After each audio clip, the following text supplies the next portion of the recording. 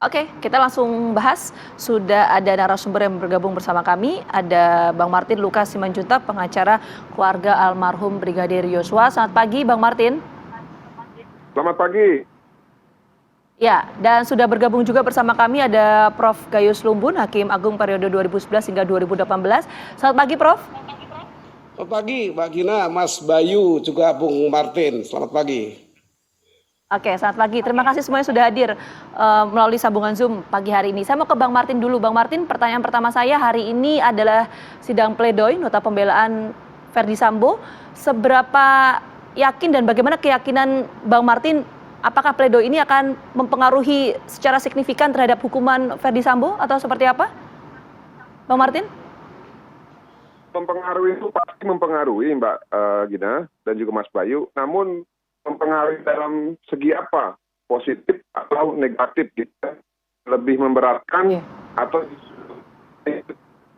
nah, kalau saya lihat ya dalam pembuktian yang dilakukan oleh jaksa penuntut umum, sebenarnya kan kalau khusus untuk terdakwa Verdi Sambo ini seluruh unsur dari pasal 340 itu sudah tergenapi, yaitu barang siapa ya, naturally person, hukum orang. Lalu ya dengan sengaja, ini juga sudah terbukti di depan persidangan berdasarkan 2 alat bukti. Dengan perencanaan terlebih dahulu, ini juga sudah terbukti. Lalu apalagi merampas nyawa milik orang lain. Faktanya walaupun Richard Eliezer yang menembak, namun pada saat mengerang dan menggelepar-gelepar, yang merampas nyawa Joshua dengan tembakan terakhir itu adalah Verdi Sambo. Itu berdasarkan ahli forensik, ahli balistik, dan juga keterangan saksi Richard dan juga Kuat Maruf yang menyampaikan di mana posisi terakhir Verdi Sambo pasca Richard menembak dan Joshua tersungkur di tangga. Oleh karena itu, kalau untuk khusus pasal 340, mereka kan ini kan selalu mematahkan dengan ini ya, tenang. Padahal dengan tenang itu menurut ahli kriminolog, yaitu Muhammad Mustafa, Profesor Muhammad Mustafa, bukan diindikasikan melalui emosi. Karena emosi kedua, ada emosi yang bisa merencanakan, ada emosi yang spontan. Nah kalau spontan harusnya langsung dibunuh di saguling, ini kan di Duren 3 perencanaan. Oleh karena itu menurut saya kalau untuk pledoi tetap kita harus berikan kesempatan.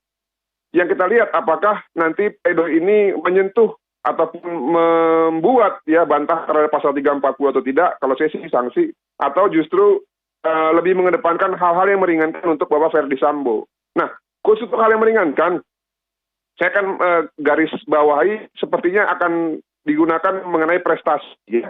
Prestasi di kedinasan. Lalu kiprah dalam berkarir. Namun ini menurut saya agak sedikit kontraproduktif karena hal yang memberatkan jaksa penuntut umum itu juga adalah bahwa yang bersangkutan mencoreng nama institusi. Nah, Bang, apakah prestasi itu lebih tinggi daripada mencoreng nama baik institusi? Ya, ini semua ada dalam tangan hakim gitu ya. Karena hakim dalam hal yang perlu diyakinkan. Tapi kalau ditanya ke saya pikir dampaknya lebih tinggi daripada apa yang sudah diberikan kepada negara melalui prestasi. Nah, ada satu Mbak Gita sebenarnya yang bisa dimanfaatkan sesuai dengan surat tuntutan jaksa dalam perkara yang lain gitu ya. Walaupun saya yakin di dalam tuntutan kemarin di Pak Verdi Sambo juga ada tapi tidak dibacakan. Yaitu terkait mengenai motif ya. Tapi rekan itu mengatakan bahwa mereka akan menjelaskan mengenai motifnya dalam pledoi. Nah, saya curiga nanti akan ada pemutar balikan ya 180 derajat ya. Walaupun juga 50-50 sih apakah akan digunakan atau tidak. Kalau digunakan saya pikir ini bisa meringankan yang bersangkutan. Karena ini ada hubungannya dengan pengetahuan ya atas suatu peristiwa yang dia lakukan. Nah secara spesifik saya tidak bisa menyampaikan karena saya terikat dengan klien saya gitu ya. Namun apapun itu tetap merampas nyawa milik orang lain itu adalah perbuatan yang harus dihukum dan diganjar dengan perbuatan hukuman yang setimpal. Demikian. Oke, baik. Saya geser ke Prof.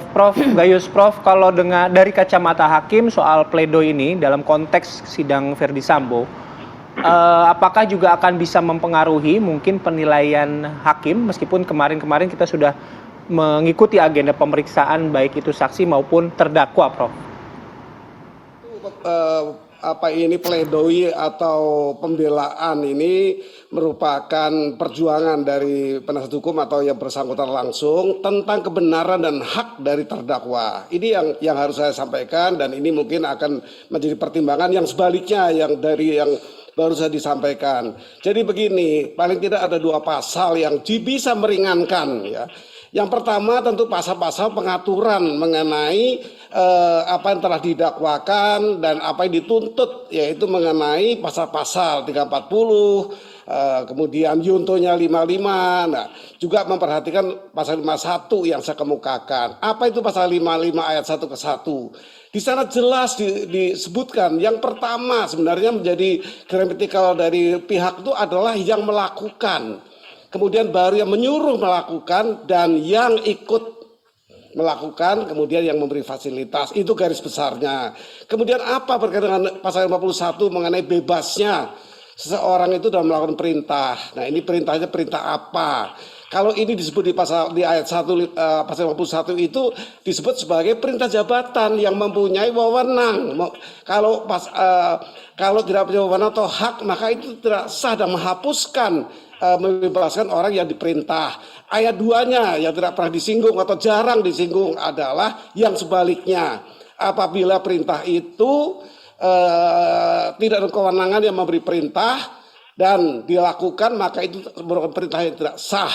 Kemudian dengan etikat baik pun sama. Etikat baik itu diatur di kode etik ya, secara etika ya, etika atau beretika itu diatur di Perkap dan Perpol untuk semua anggota Polri dan jelas itu dilarang. Maka hal-hal seperti ini kalau perintah itu dilakukan oleh penerima perintah dan merugikan yang memerintah ya, disebut di sana merisbruik van recht ya. Justru yang memerintah itu dirugikan karena perintahnya salah, tidak menembak mati misalnya. Nah, kalau untuk visum et repertum atau yang lain mengenai ditemukannya hasil uji tembak, itu tentu masing-masing mempunyai kebenaran masing-masing. Hakim akan menguji ya, apakah betul tembakan terakhir atau betul ini menembak. Itu semua kan akan didalami oleh hakim. Nah, hal ini yang meringankan. Yang memberatkan ada memang berbagai hal yang dikemukakan pada tuntutan. Prof, izin Prof, yang memberatkannya boleh dilanjut nanti nggak Prof? Kita harus jeda dulu Prof. Ya, kita lanjut lagi ya Prof ya.